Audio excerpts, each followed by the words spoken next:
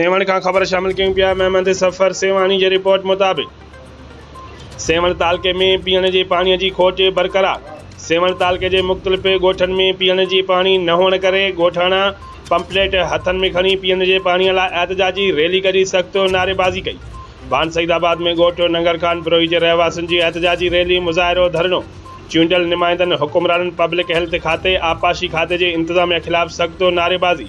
Union council Jafrabad के कदीमी ॻोठ नंगर खान बिरोही के रहवासियुनि मंजूर मेंगल आशिक बिरोही शेर मोहम्मद बिरोही अख्तियार बिरोही हाजी मूसा बिरोही ऐं ॿियनि जी अॻवानीअ में बाईपास रोड का प्रेस क्लब ताईं रैली कढी वई।